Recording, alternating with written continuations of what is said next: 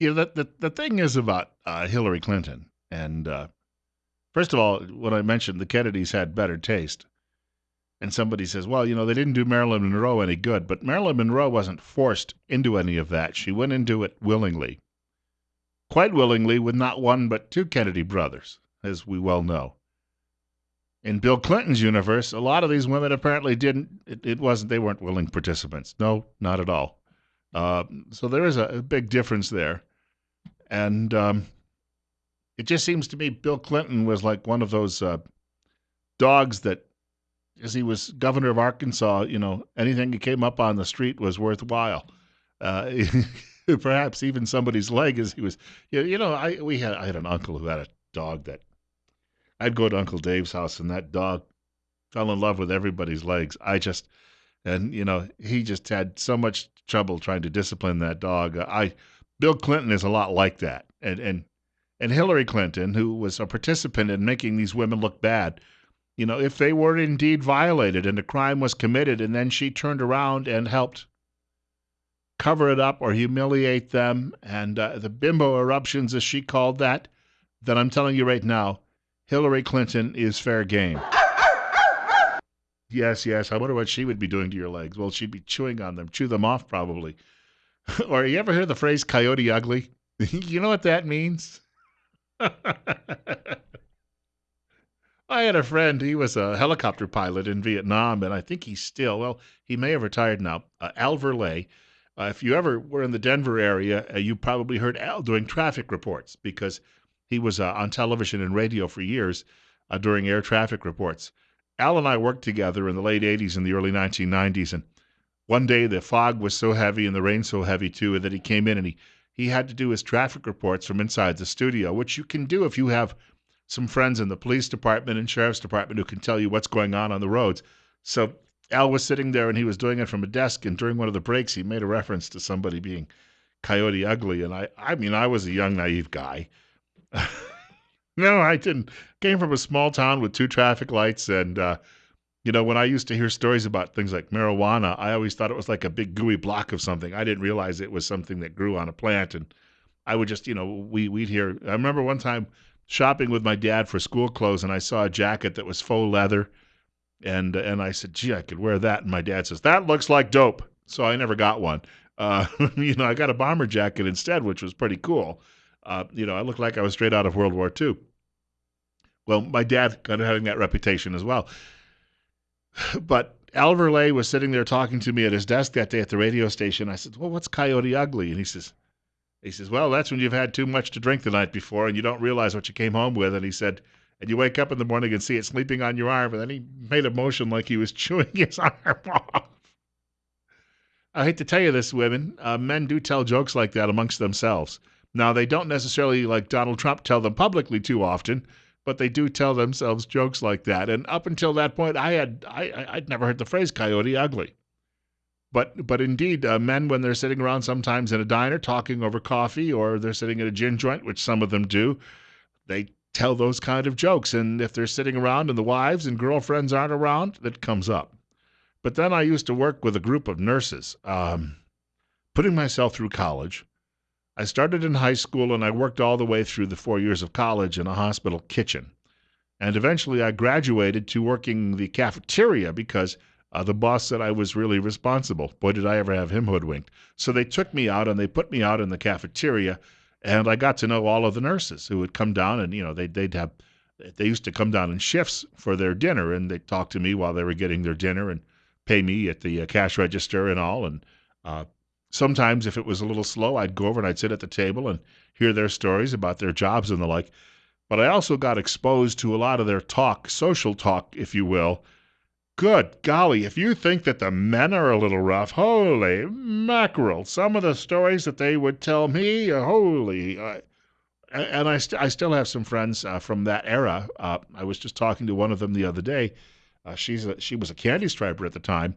I got to know her when she would come down to the cafeteria and get a glass of milk now and then. And she doesn't even drink. She's one of those people that, she's Southern Baptist and all of that. But she tells me stories. She's still working in nursing, and she tells me stories that sometimes, well, just, I she doesn't tell them in a bad way. She just tells me about experiences with patients. But the other women, the jokes they would tell, I mean, if my parents had known, they may have told me to quit. You need to work somewhere else, young man. 9:48, coming up on 9:49. Bill Colley with you on Top Story on News Radio 1310, KLIX and newsradio1310.com. It's 55. Yeah, so I was sitting around, and these women, were all 10, 20 years older than I was, and and they would tell these stories in front of me. I don't think they would tell them to their own children, but they told them to me. We've got about 10 minutes left in the program today, and of course, the telephone number, if you'd like to reach us, is 736-0300.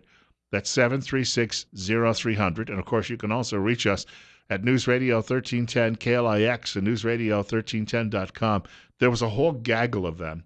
They worked like the 3 to 11 o'clock shift, and I'd be out of work by about 8 o'clock. I'd clean up the cafeteria, go home. And when I turned 18, and my buddies and I would start going down to the local neighborhood joint where we would shoot pool, we'd sometimes be there a little after 11 o'clock at night, and that whole group of nurses would all come in, and they'd sit there until closing time. So, yeah, they the Florence Nightingale, they were not. I'll just be quite honest about all of that. And so, by the way, tomorrow I do want to reference, if you weren't with us in the first hour of the program, Cliff Katona is scheduled to join us. If you don't know the man, he is a candidate for Twin Falls County Sheriff. He's retired as a detective from Idaho State Police. He is challenging the incumbent Tom Carter in a primary. Now, we'll be hearing from Tom Carter as well. What we'll do, though, is Cliff will join us for the very first time on air tomorrow and tell us why it is exactly he plans to challenge the sheriff and why he thinks he could do a better job.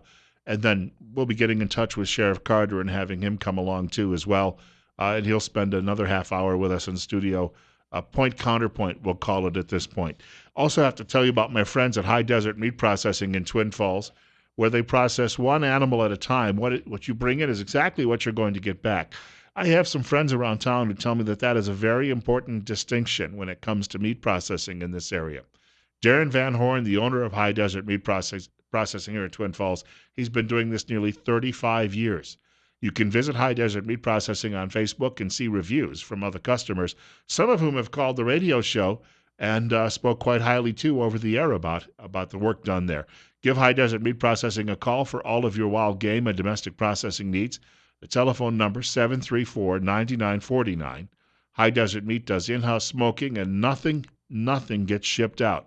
Specialty meats, breakfast sausage, brats, Polish dogs, hot dogs, kielbasa, summer sausage, pepperoni, salami, jerky, and much more.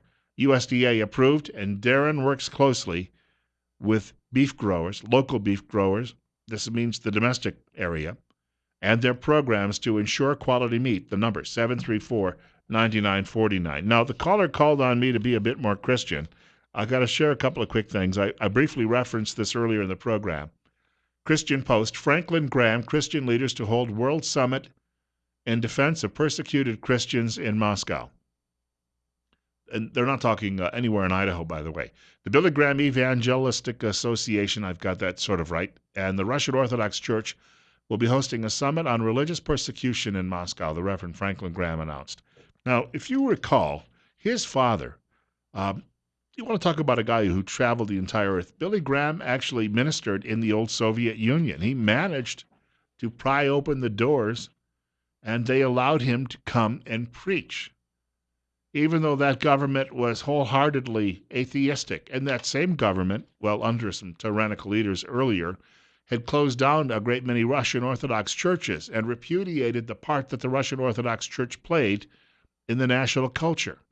And yet they allowed Billy Graham to come and preach. Well, since the fall 25 years ago of the Soviet Empire, not only have we seen Vladimir Putin, but we saw, of course, his predecessor. The two of them allowed the doors of a great many of those Russian Orthodox churches to reopen. Now, they haven't been what you'd call too friendly to a lot of other churches since then, because, again, they've got such a close relationship the church had with the Russian people. But they do believe, because as Franklin Graham says, in the Russian Orthodox Church, you find a church that was oppressed like no other in the 20th century. So they do believe that it is time now for them to join forces and protect Christians in other parts of the world. I hope there's a declaration about China. I'm not so sure there will be because the focus seems to be right now on what's going on in the Middle East with ISIS and in North Africa, where Christians are being burned alive, they're being raped, they're being shot, and just they're being told you either convert or you die. But in China, things aren't any better. Christians there are I've heard stories where the Chinese, if they practice, if they find practicing Christians, and there's a couple of other religious faiths that are outlawed as well. You can have, for instance, a Christian church in China as long as the state approves of it. For instance, there are Roman Catholic bishops with small flocks in China, but China insists on signing off on the approval of the bishops, which means the bishop is a guy who will never cross the Chinese government. I don't know that's like making a deal with the devil. So in many cases, those seats go empty. They're not filled by the Roman Church. But I was reading this about a year ago, that in China, especially the Politburo that runs the country is comprised of a lot of old, wheezing men. And so they have a lot of problems in the way of kidney failure and other issues. So they're constantly looking for transplants. They have a ready source in people who are of religious backgrounds who are imprisoned because of their religious views and who will not accept that the Chinese government is God. And when they need someone for kidneys or other donated organs, they simply hack these people open and harvest their organs, many times without the use of anesthetics, because by doing this, the torture, the sheer excruciating pain they put these three people through is supposedly going to convince others not to become religious. Of course, they forget as well that in the early days of the church, that brought more people. If you go to your faith, you go to your death, your horrible death, dying for your faith. Yesterday was the anniversary of the 40 martyrs. Some of you may know the story. In the early days of Christianity, we're going back about almost 1,800 years here. There were some Roman soldiers. There were 40 of them, and they were converts to Christianity. And this was in the Crimean region, I believe, that they were serving at the time. They were in the Eastern world. And it was very cold winter, and they were told, well, you know what, we're going to give you a choice. They stripped them down naked, and the 40 were forced to march out onto a frozen lake and stand there. At one point, one of them decided, well, this isn't for me, and they put up some warm baths near the lake shore, trying to convince them that, you give up your faith, you can come here and get a warm bath and get yourself back in shape. So one of them defected, and there were now 39. But one of the Roman guards who was keeping an eye on his fellow troops realized, these guys are willing to die a horrible death. And he took off his armor and his gear, and he marched out onto the lake, and he stood with them, making it 40 all over again. The following morning, they came along, and here were the 40 just frozen on the lake. Some of them likely still alive, but barely. And then they took all 40 of them, and they burned them. Some of them still alive, obviously. And they were going to scatter the ashes, except that some bishops in the region managed to recover some of those ashes, and those ashes ended up being spread across Europe. And wherever those ashes were taken and that story was told, it led to converts. So March 9th was a day that they're remembered. That was yesterday. And what's happening in a great many parts of the world is, and I was reading about this the other day, in Iraq and Syria, there are more and more people who are beginning to convert. Instead of being ordered to convert to Islam, instead, a lot of the Islamic peoples are seeing what's going on with the Christians, and they're now joining the Christians. Silver lining? Well, silver linings sometimes come out of the most horrid clouds. And that's what we're seeing right now. It's 9:58. Bill Colley with you on Top Story on News Radio 1310, KLIX, and NewsRadio1310.com. God willing, if the creek don't rise, they'll allow me to do this all over again tomorrow morning between 8 and 10 o'clock. I may have a Hillary joke or two. Yes. I know I'm going to, when I get to the pearly gates, they'll ask me and I'll say, yeah, I said that. Yeah. Hopefully I'll still have time to atone. Rush Limbaugh is coming up next. Luckily, Rush has never said anything bad about a woman anywhere. That's why he's not successful.